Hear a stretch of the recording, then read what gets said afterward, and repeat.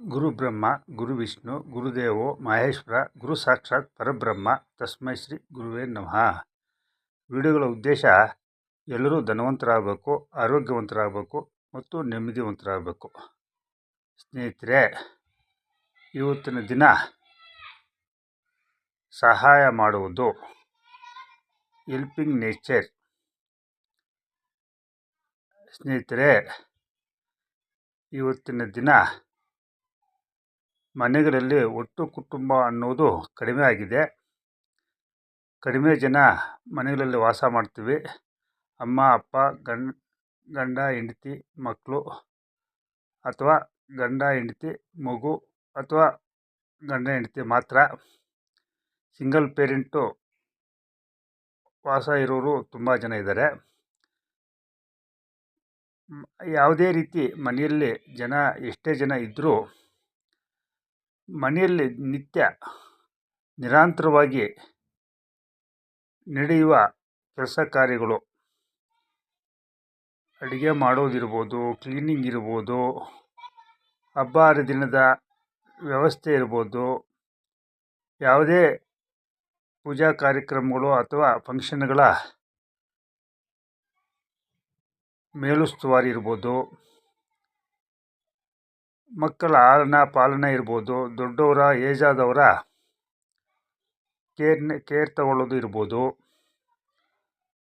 ಆರೋಗ್ಯ ಸಮಸ್ಯೆಗಳಿರ್ಬೋದು, ಫೈನಾನ್ಸ್ ಸಮಸ್ಯೆಗಳಿರ್ಬೋದು, ಯಾವುದೇ ಸಮಸ್ಯೆ ಯಾವುದೇ ರೂಪದಲ್ಲಿ ಬಂದ್ರೂ ಮನೆಯಲ್ಲಿ ಜವಾಬ್ದಾರಿಯುತವಾಗಿ ಪ್ರತಿಯೊಬ್ಬರೂ ಅದಕ್ಕೆ ಸ್ಪಂದಿಸಿ ಜವಾಬ್ದಾರಿಯನ್ನು ತೆಗೆದುಕೊಳ್ಳೋಕ್ಕೆ ಪ್ರಯತ್ನ ಮಾಡಬೇಕು ಮತ್ತು ನಿರ್ವಹಿಸಲೇಬೇಕು. ಇತ್ತೀಚಿನ ದಿನಗಳಲ್ಲಿ ಎಲ್ಲ ರೂಮ್ಗಳಲ್ಲಿ ಅವ್ರದ್ದೇ ಆದಂಥ ಕಂಫರ್ಟ್ ಝೋನು ಏರ್ಪಡಿಸ್ಕೊಂಡು, ಒಂದು ಟಿ ವಿ ಇರ್ಬೋದು, ಒಂದು ಮೊಬೈಲ್ ಇರ್ಬೋದು, ಲ್ಯಾಪ್ಟಾಪ್ ಇರ್ಬೋದು, ಇನ್ಯಾವುದೇ ಒಂದು ಎಲೆಕ್ಟ್ರಾನಿಕ್ಸ್ ಮಾಧ್ಯಮದ ಮುಖಾಂತರ ಅವ್ರದ್ದೇ ಲೋಕದಲ್ಲಿ ನಿರತರಾಗಿರ್ತಾರೆ. ಪಕ್ಕದ ರೂಮಲ್ಲೋ ಅಥವಾ ಮನೆಯಲ್ಲಿ ಯಾರೇ ಆರೋಗ್ಯ ಸಮಸ್ಯೆಯಿಂದ ಮತ್ತೊಂದು ಸಮಸ್ಯೆಯಿಂದ ಒಳಗಾಗಿದ್ದರೆ ಅದ್ರ ಬಗ್ಗೆ ಅಷ್ಟಕ್ಕಷ್ಟೇ ಕೇರ್ ತಗೋತಾರೆ. ಇದು ತುಂಬ ತಪ್ಪು ಸ್ನೇಹಿತರೆ. ಇದು ಬದಲಾಗಬೇಕು. ಮನೆಯಲ್ಲಿ ಪ್ರೀತಿ ವಿಶ್ವಾಸ ಹಚ್ಚಬೇಕು. ಕೆಲಸ ಕಾರ್ಯಗಳು ನಾ ಮುಂದು ತಾ ಮುಂದು ಅಂತ ಹಂಚಿಕೊಂಡು, ಅಥವಾ ನಾ ಮುಂದು ತಾ ಮುಂದು ಅಂತ ಒಬ್ಬರ ಕೆಲಸ ಒಬ್ಬರು ಮಾಡಿಕೊಂಡು ಅವರವರ ಸಂತೋಷಕ್ಕೆ ಪಡೆದರೆ ಎಲ್ಲರೂ ಚೆನ್ನಾಗಿರಬೇಕು ಅನ್ನೋ ಮನೋಭಾವದಲ್ಲಿ ಕೆಲಸ ಕಾರ್ಯಗಳನ್ನ ಮತ್ತು ಜವಾಬ್ದಾರಿನ ನಿರ್ವಹಿಸಬೇಕು. ಕೆಲಸ ಕಾರ್ಯಗಳನ್ನು ಯಾವುದೇ ಕಾರಣಕ್ಕೆ ಇಷ್ಟೇ ಮಾಡಬೇಕು ಅಷ್ಟೇ ಮಾಡಬೇಕು ಅನ್ನೋ ಭಾಗ ಮಾಡಿಕೊಂಡು ಕೈ ತೊಳ್ಕೊಬಾರ್ದು. ಎಲ್ಲರ ಮಾನಸಿಕ ಸ್ಥಿತಿ, ಆರೋಗ್ಯದ ಸ್ಥಿತಿ ಒಂದೇ ಥರ ದಿನ ಇರುವುದಿಲ್ಲ, ಏರುಪೇರಾಗ್ತದೆ. ಈ ಕೆಲಸ ಕಾರ್ಯಗಳನ್ನು ಡಿವೈಡ್ ಮಾಡಿ ಅದರ ಪ್ರಕಾರ ನಡ್ಕೊಳ್ಳೋದು ತುಂಬ ಕಷ್ಟ ಸಾಧ್ಯ. ಸ್ನೇಹಿತರೆ, ಈ ಸಹಾಯ ಮಾಡೋದು ಅನ್ನೋದು ಬರೀ ಮನೆಗೆ ಸೀಮಿತವಲ್ಲ. ನಾವು ಕೆಲಸ ಮಾಡುವ ಆಫೀಸ್ ಇರ್ಬೋದು, ಕೆಲಸ ಮಾಡುವ ಬೇರೆ ಯಾವುದೋ ಒಂದು ಫೀಲ್ಡಲ್ಲಿ ವರ್ಕ್ ಮಾಡೋದಿರ್ಬೋದು, ಅಥವಾ ಫ್ಯಾಕ್ಟ್ರಿಗಳಲ್ಲಿರ್ಬೋದು, ಇಂಡಸ್ಟ್ರಿಗಳಲ್ಲಿರ್ಬೋದು, ಅಲ್ಲೂ ಸಹ ಕೆಲಸ ಕಾರ್ಯಗಳು ನನ್ನ ಕೆಲಸ ನಾನು ಅಂದ್ಕೊಂಡು ಬೇರೆಯವ್ರ ಬಗ್ಗೆ ಉಡಾಫೆ ಅಥವಾ ಅವರ ಬಗ್ಗೆ ಯಾವುದೇ ಒಂದು ಕೇರ್ಲೆಸ್ ಆಗಿರೋದು ತಪ್ಪು. ಅವರ ಕೆಲಸ ಕಾರ್ಯ, ಅವರ ಸಮಸ್ಯೆಗಳಲ್ಲಿ ನಾವು ಎಷ್ಟು ಸಾಧ್ಯವೋ ಅಷ್ಟು ಭಾಗವಹಿಸಬೇಕು. ಅವರ ಮನೆಗಳಲ್ಲಿ ಎಲ್ಲ ರೀತಿಯಲ್ಲಿ ಸಮಸ್ಯೆಗಳು ಅಥವಾ ಏನೋ ಒಂದು ಒಳ್ಳೆಯದು ಕೆಟ್ಟದಿರ್ತದೆ, ಅದರ ಬಗ್ಗೆ ನಾವು ಸ್ವಲ್ಪ ಕಾಳಜಿ ವಹಿಸಿ ಅವರಿಗೆ ಸಮಾಧಾನ ಆಗೋ ರೀತಿಯಲ್ಲಿ ನಾವು ಕಾರ್ಯನಿರ್ವಹಿಸಬೇಕಾಗ್ತದೆ. ಇದು ನಮ್ಮ ಸಬ್ಜೆಕ್ಟ್ಗೆ ತುಂಬ ಬೇಕಾಗಿರೋದ್ರಿಂದ ಎಲ್ಲರೂ ಈ ಸಹಾಯ ಅನ್ನೋದು ಒಬ್ರಿಗೊಬ್ಬರು ದಿನನಿತ್ಯ ನಿರಂತರವಾಗಿ ಕನ್ಸಿಸ್ಟೆನ್ಸ್ ಆಗಿ ಎಲ್ಲ ರಂಗದಲ್ಲೂ ನಡೀಬೇಕು ಅನ್ನೋದೇ ನಮ್ಮ ಸಬ್ಜೆಕ್ಟಿನ ಒಂದು ಮೂಲ ಉದ್ದೇಶ. ಸ್ನೇಹಿತರೆ, ಇತ್ತೀಚೆಗೆ ಜನರ ಈ ನಡವಳಿಕೆಗಳು ಅಂದರೆ ನಾನಾಯಿತು, ನನ್ನ ಮಕ್ಕಳಾಯಿತು, ನನ್ನ ಸಂಸಾರ ಆಯಿತು, ನಮ್ಮ ಸಂಬಂಧಿಕರಾಯಿತು ಅನ್ನೋ ಮನೋಭಾವದಲ್ಲಿ ಇರ್ತೀವಿ. ಇದು ತುಂಬ ತಪ್ಪು.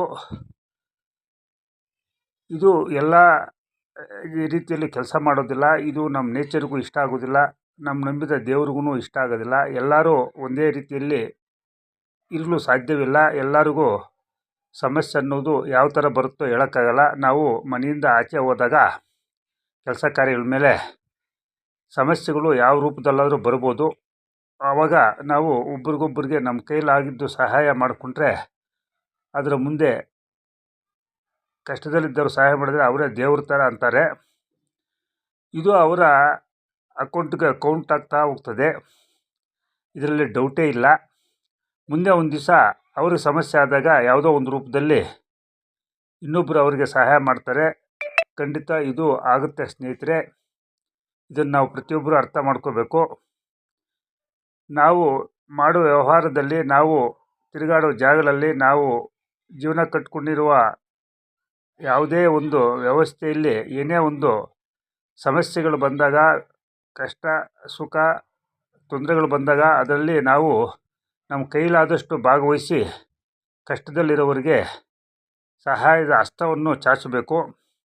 ಅದು ಸಹಾಯ ಯಾವುದೇ ರೂಪದಲ್ಲಿರ್ಬೋದು. ಇದನ್ನು ಖಂಡಿತ ನಾವು ಭಾಗವಹಿಸಬೇಕು. ಇದರ ಬಗ್ಗೆ ನಾವು ಕೂಲಂಕುಷವಾಗಿ ಇನ್ನೂ ಮುಂದಿನ ವಿಡಿಯೋಗಳಲ್ಲಿ ತಿಳ್ಕೊಳ್ಳೋಣ. ಸ್ನೇಹಿತರೆ, ಈ ಮನುಷ್ಯನಿಗೆ ಈ ಬ್ರಹ್ಮಾಂಡದಲ್ಲಿ ಈ ಪಂಚಭೂತಗಳಿಂದ ಅಥವಾ ಈ ನವಗ್ರಹಗಳಿಂದ ಅವರವರ ರಾಶಿಗಳಲ್ಲಿ ಏನೇ ಒಂದು ಟೈಮ್ನ ವ್ಯವಸ್ಥೆಯಲ್ಲಿ ಏರುಪೇರಾಗ್ಬೋದು. ಎಲ್ಲರಿಗೂ ಒಂದೇ ರೀತಿ ಕೆಲಸ ಕಾರ್ಯಗಳು ನಡೆಯುವುದಿಲ್ಲ. ಅಂಥ ಟೈಮಲ್ಲಿ ಒಬ್ರಿಗೊಬ್ರಿಗೆ ಸಹಾಯ ಮಾಡಿಕೊಳ್ಳೋದು ತುಂಬ ಅದ್ಭುತವಾದ ಕೆಲಸ, ಒಳ್ಳೆಯ ಕೆಲಸ. ಇದರಲ್ಲಿ ಪ್ರತಿಯೊಬ್ಬರು ಅರ್ಥ ಮಾಡಿಕೊಂಡು ಭಾಗವಹಿಸಬೇಕು. ಈಗ ಎಷ್ಟೋ ಜನ ಒಬ್ಬೊಬ್ಬರೇ ಹೆಂಗಸರಿರ್ಬೋದು, ಆರೋಗ್ಯ ಸಮಸ್ಯೆ ಇರೋರು ಇರ್ಬೋದು, ಏನೇ ಒಂದು ಸಮಸ್ಯೆ ಇರೋರು ಒಂದು ಕಡೆಯಿಂದ ಒಂದು ಕಡೆ ಟ್ರಾವೆಲ್ ಮಾಡಬೇಕಾಗ್ತದೆ. ಅಂಥ ಟೈಮಲ್ಲಿ ನಮಗೆ ಅವಕಾಶ ಸಿಕ್ಕಿದಾಗ ಒಬ್ರಿಗೊಬ್ರು ಕಷ್ಟದಲ್ಲಿರೋರಿಗೆ ಸಹಾಯ ಮಾಡಿಸೋದು ನಮ್ಮ ಆದ್ಯ ಕರ್ತವ್ಯ.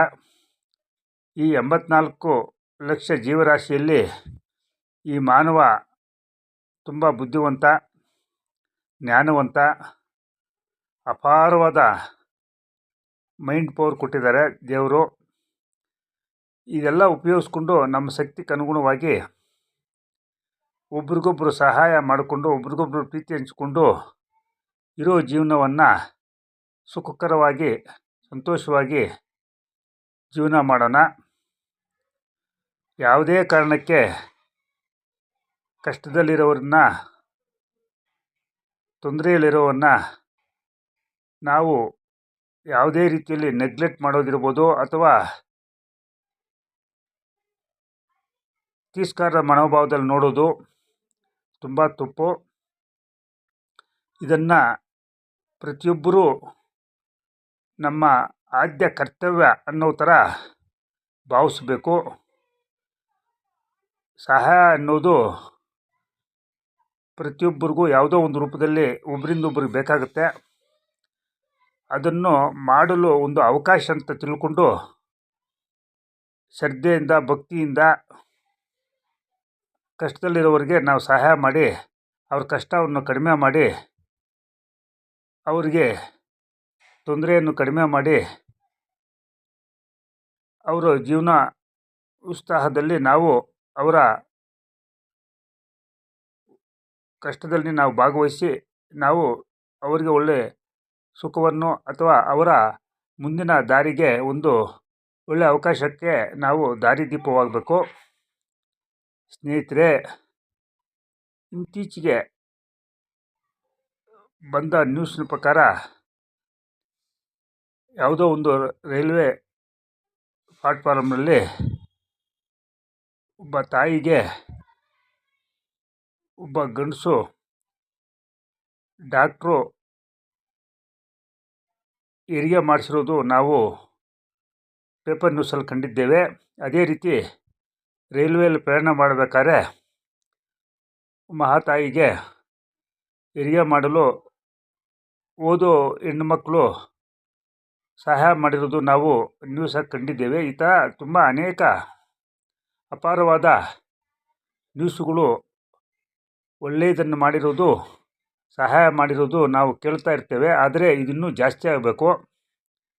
ನಾವು ಯಾರಿಗೆ ತೊಂದರೆ ಕೊಡೋ ಬದಲು ಇಲ್ಲ ತೊಂದರೆ ಇಲ್ಲದವ್ರಿಗೆ ಸಹಾಯ ಮಾಡೋದರಿಂದ ನಮಗೆ ಅಪಾರವಾದ ಆರೋಗ್ಯ, ಐಶ್ವರ್ಯ, ಸುಖ ಶಾಂತಿ, ನೆಮ್ಮದಿ, ಈ ನಮ್ಮ ಸಬ್ಜೆಕ್ಟಾದ ಎಲ್ಲರೂ ಧನವಂತರಾಗಬೇಕು, ಆರೋಗ್ಯವಂತರಾಗಬೇಕು ಮತ್ತು ನೆಮ್ಮದಿವಂತರಾಗಬೇಕು ಅನ್ನೋದರಲ್ಲಿ ಈ ಸಹಾಯ ಮಾಡೋದು ಅಥವಾ ಹೆಲ್ಪಿಂಗ್ ನೇಚರು ತುಂಬ ಸಹಾಯ ಮಾಡುತ್ತೆ, ನಮಗೆ ಅನುಕೂಲ ಮಾಡುತ್ತದೆ.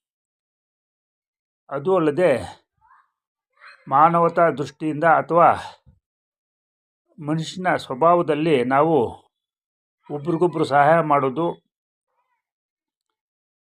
ನಮ್ಮ ಆದ್ಯ ಕರ್ತವ್ಯ. ಪ್ರತಿಯೊಬ್ಬರೂ ಇದರಲ್ಲಿ ಭಾಗವಹಿಸಬೇಕು. ಹೆಚ್ಚಿನ ವಿಷಯಗಳಿಗೆ ನನ್ನ ಮೊಬೈಲ್ ನಂಬರಾದ 9448356657 ಸಂಪರ್ಕಿಸಬೇಕಾಗಿ ತಮ್ಮಲ್ಲಿ ಸವಿನಯ ಪ್ರಾರ್ಥನೆ. Thank you universe. Thank you ಸ್ನೇಹಿತರೆ.